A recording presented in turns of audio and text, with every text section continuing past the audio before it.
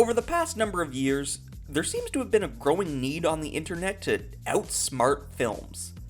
Be it counting the number of plot inconsistencies in a movie, to outlining the obvious ways you can escape from a movie's death trap, a large portion of movie discourse seems to be people trying to put on their best Neil deGrasse Tyson impression and show you just how much smarter they are than the filmmakers. And yeah, I'll admit, I'm part of the problem. This whole video series is me looking and laughing at dumb movies, but I really think it's important for people to not immediately write a movie off because of some perceived flaw in logic.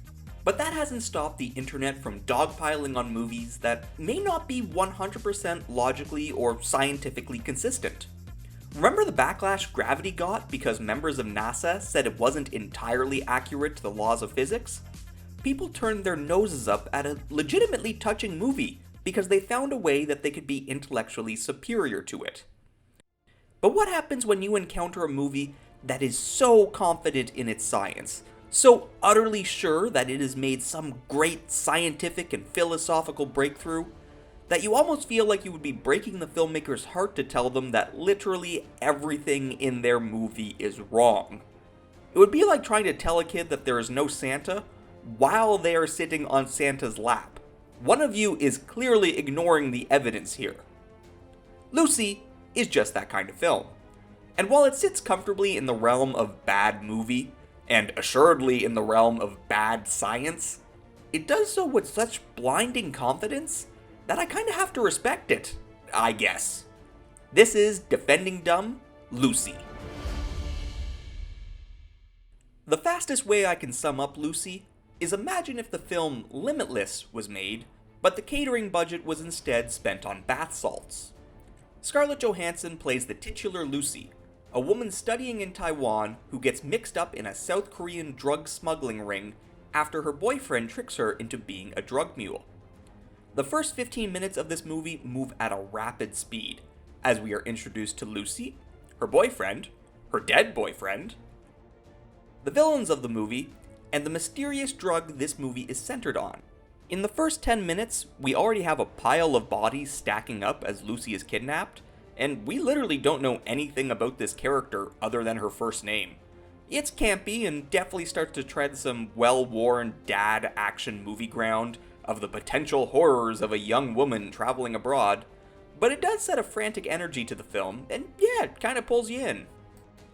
The South Koreans reveal the drug they will be using Lucy to smuggle, a mysterious blue liquid, which they implant into her and a number of other kidnapped tourists' abdomens.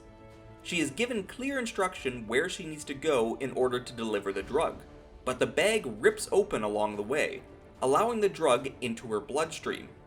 We are treated to the film's first, I'll say, artistic interpretation of human biology, as the drug starts to interact with her system. The movie is now ready to show the viewer its hand, as it hard cuts to Morgan Freeman, giving a neuroscience lecture as he lays out the thesis of this movie. Animal life on Earth goes back millions of years, yet most species only use 3 to 5% of its cerebral capacity. But it isn't until we reached human beings at the top of the animal chain that we finally see a species use more of its cerebral capacity. The only living being that uses its brain better than us, the dolphin. Well, the next stage would probably be control of other people. But for that, we would need to access at least 40% of our brain's capacity. After control of ourselves and others would come control of matter. Now, I should not have to tell you that every syllable of what he just said is wrong. The 10% thing, the dolphin thing, whatever the hell he's talking about controlling other people, all of it's just pure hokum. But it's this scene that the movie reveals to you its brilliance. Because Morgan Freeman isn't just some guy telling this fact to his buddies at a bar to try and sound smart. This is a neuroscientist telling this to other neuroscientists, who then proceed to smile and write this down. He's actually teaching them this, and every other scientist in the room is going, "Yep, sounds good to me. Dolphins are so smart." As I mentioned before, this isn't the first story to tackle this. Limitless followed a very similar premise. Average guy is given drugs that increase his brain capacity past the magical 10% mark. The only difference is, Limitless guy used this new and improved cognition to become a better novelist and start playing the stock market, whereas Lucy decides to go in a slightly different direction. We cut back to Lucy, who is now having this mysterious drug course through her blood, and we are treated with a massive title card, 20%. Yep, this movie is about to treat brain usage like Dragon Ball Z power levels, as we start to see what this film thinks would happen if we start ramping up human consciousness. Thanks to this drug, our hero develops latent kung fu abilities, marksman-like precision, instant translation, and encyclopedic knowledge of human anatomy. I really wish Morgan Freeman's lecture included a slide showing the part of the brain that unlocks the ability to shoot a guy through a door like a badass. So she uses her newfound action hero skills that apparently lie dormant in all of us to escape from the South Koreans and find a group of surgeons who are able to extract the leaking bag of drugs from inside her. While getting the procedure done, Lucy thinks that this is a great time to pick up her phone and weird the bejesus out of her mother. Mom? Yes? I feel everything. What do you mean, sweetie?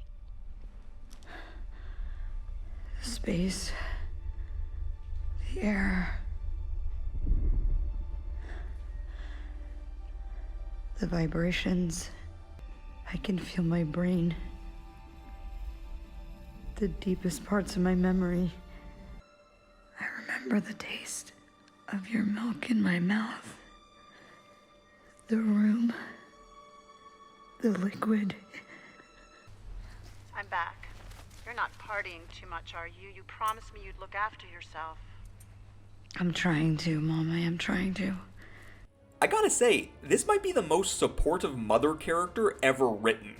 Imagine getting a call from a loved one who proceeds to tell you that time is a flat circle in this cosmic ballet that we call existence, and then responding with, "That's very nice, dear. I hope you're eating your vegetables." And yeah, this scene is incredibly awkward, but ScarJo is selling it. I gotta admire her willingness to put 100% into a scene written by someone whose brain science background is equivalent to a Facebook science meme page. After having the bag of drugs removed from her, she hunts down the leader of the South Korean gang who kidnapped her, and proceeds to mind meld with him in order to track down the other drug mules. Again, 20%. She decides that she is going to need some assistance tracking down and procuring these additional drug carriers, and uses her newfound abilities to learn everything there is to know on the topic of neuroscience, which leads her to the top man in the field, Morgan Freeman. This movie is doing everything it can to remind you that Mr. Dolphin here knows more about brain science than you do.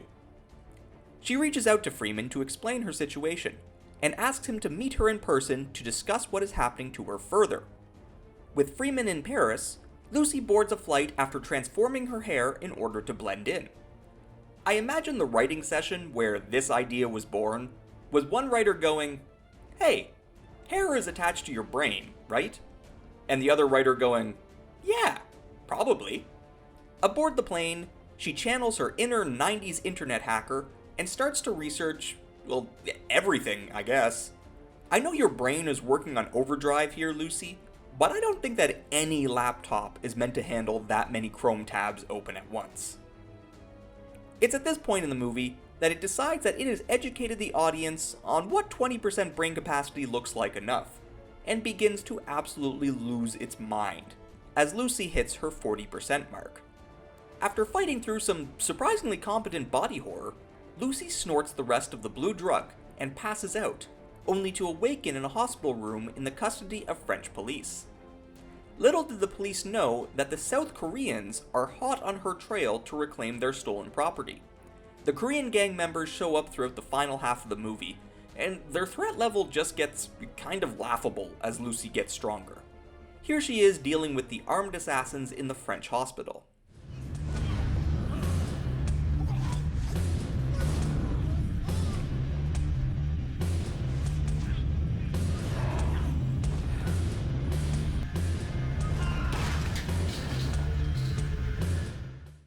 we haven't even hit halfway on her brain capacity, and she can already telepathically deal with a room full of armed men without lifting a finger. Limitless's crowning joy was a person using 100% of their brain capacity to throw a toddler ice skating at an assassin. Again, different directions.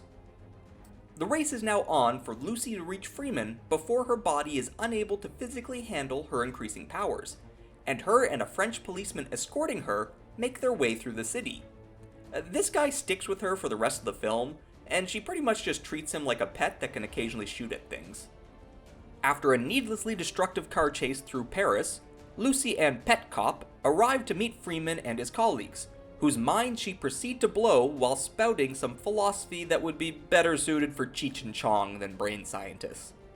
She explains that her newfound purpose in life is to impart her infinite knowledge for the betterment of humanity, before her body wastes away under the stress of her powers. She hardlines the remaining baggies of the drug and buckles in, which is a good suggestion to the audience, as the film is about to go into its final form of dumb. At 70%, her body starts to transform into a black goo that absorbs all of the electronics around her, all the while the Koreans from the beginning of the movie start an assault on the building she is held in. Again, I have no idea what makes any of these guys think they stand a chance going up against Lucy, or what their goal even is at this point, but they're certainly giving it the old college try. After Lucy has stuffed herself on everyone's computers, she decides that the rest of the room is starting to look pretty tasty as well, and absorbs everything around her, until her and the scientists are left chilling in purgatory? This white void doesn't last long, as Lucy takes a trip through time and space, simultaneously showing up in Paris, Times Square, the prehistoric era, all before landing squarely in the uncanny valley. Greeted by an early ape, the two do their best Michelangelo impression, with the implication that Lucy just kick-started human evolution with this gesture. Now, after watching this galactic being travel the cosmos, leap through the time-space continuum, and literally create humanity, I know what the audience is thinking. Man, I sure hope there isn't a guy sneaking up on her with a pistol.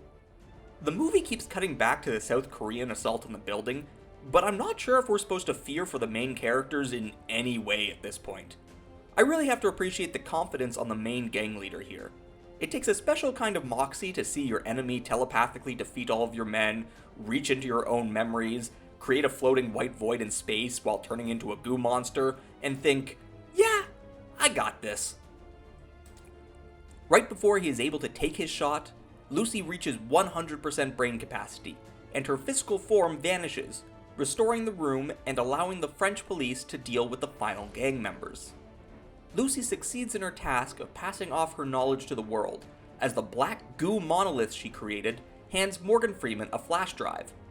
It's really comforting to know that after traveling through time and space, seeing all the universe has to offer, the best way to store knowledge continues to be a device that you can buy at Staples for $12.99. As I mentioned at the start of this video, this movie has a very specific idea of what it wanted to explore, and it wasn't going to let any of your facts or basic human biology get in the way of telling it. You have to assume that someone on this set must have told the director that the whole 10% of the brain thing is wrong. And really, the only response I can imagine to that statement is, so? While I certainly won't call this movie good by any means, the pacing is choppy, character interactions are unnatural, Morgan Freeman seems like he's sleepwalking through the whole thing, I have to admire how it sticks to its guns, even if those guns are made out of silly putty. It's a great example of an artist wanting to tell a specific story, and neither the screaming internet or armchair biologists are going to stop them. No amount of fact-checking or even basic Googling is going to stop this movie, and that is just dumb enough for me. Thanks for watching.